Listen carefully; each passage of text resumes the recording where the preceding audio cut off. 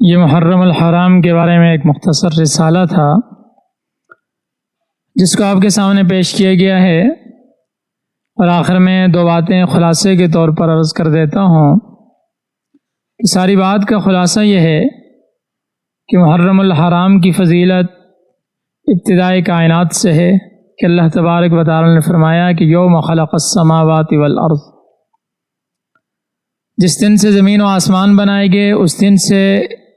12 مہینے ہیں، ان میں سے 4 مہینے حرمت والے ہیں جن میں سے ایک محرم الحرام ہے۔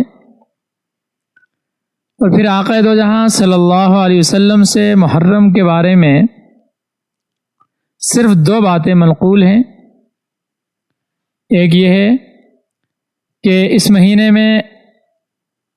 پورے مہینے میں روزے رکھنا، نیک اعمال کرنا، اور پھر خصوصیت کے ساتھ 10 محرم کے روزے کی فضیلت۔ اور آقا دو جہاں صلی اللہ علیہ وسلم نے وصال سے والے سال میں فرمایا کہ اگر میں اگلے سال زندہ رہا تو اس کے ساتھ ایک اور روزہ ملا کر رکھوں گا تاکہ یہود کے ساتھ مشابہت نہ ہو۔ لیکن آپ علیہ الصلوۃ والسلام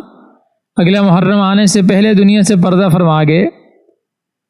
لیکن بہرحال اب آقا دو جہاں صلی اللہ علیہ وسلم کی تعلیمات کے مطابق 10 محرم اور اس کے ساتھ 9 کا روزہ ملا دیں، یہ 11 کا ملا دیں، تینوں رکھ دیں تو بہت اچھی بات ہے۔ اور دوسرا عمل جو بعض احادیث سے معلوم ہوتا ہے کہ اس دن اپنے گھر والوں پر وصیت کرنا۔ اس کے علاوہ محرم الحرام کے بارے میں جتنی بھی باتیں ہیں وہ ساری کی ساری من گڑت ہیں، اپنی بنائی ہوئی ہیں، ان کا دین کے ساتھ، شریعت کے ساتھ، نبی کریم صلی اللہ علیہ وسلم کی تعلیمات کے ساتھ کوئی تعلق نہیں ہے۔ اور دوسری بات جو بڑی اہم بات ہے، میں نے پچھلے جو دروس تھے ان میں مختصراً بتایا حضرت امیر معاویہ رضی اللہ تعالی عنہ کے بارے میں، سیدنا حسین بن علی رضی اللہ تعالی عنہما کے بارے میں۔ تو یہ حضرات جتنے بھی ہیں صحابہ کرام رضوان اللہ علیہم اجمعین اور اہل بیت، یہ سارے کے سارے ہمارے ایمان کا حصہ ہیں۔ اور یاد رکھیں یہ سارے حضرات آپس میں محبت کرنے والے، پیار کرنے والے، آپس میں ایک دوسرے کے ساتھ اچھے تعلق رکھنے والے تھے، کیونکہ قرآن کہتا ہے اشداء علی الکفار رحماء بینہم، کہ یہ صحابہ اہل بیت آپ علیہ السلام کے سارے ساتھی، آپ پر ایمان لانے والے، آپ کے صحبت یافتہ جتنے بھی تھے وہ سارے کے سارے آپس میں محبت کرنے والے تھے، آپس میں ایک دوسرے کے لیے نرم دل تھے۔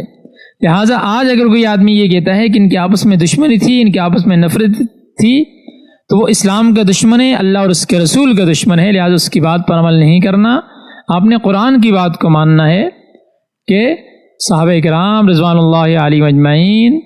اور اہل بیت یہ سارے کے سارے حضرات ہمارے ایمان کا حصہ ہیں، ہمیں ان سے محبت ہے۔ اور کوئی آدمی اگر ان سے دل میں ذرا بھی بغض رکھتا ہے، نفرت رکھتا ہے، تو اسے اپنے ایمان کے بارے میں سوچنا چاہیے۔ اور خصوصاً پھر جنت کے شہزادے حضرت حسین بن علی رضی اللہ تعالیٰ عنہ، اسی طرح حضرت حسن رضی اللہ، اہل بیت جتنے بھی ہیں،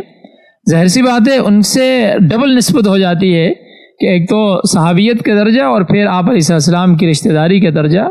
اور پھر یہ آپ علیہ السلام کے لاڈلے۔ اور اگر ہم تفصیل میں جائیں تو آپ مطالعہ کریں تو آپ کو یہ چیز نظر آئے گی کہ صحابہ کرام رضوان اللہ علیہم اجمعین، خلفائے راشدین اور باقی صحابہ بھی اپنی اولادوں سے زیادہ ان شہزادوں سے زیادہ محبت رکھتے تھے۔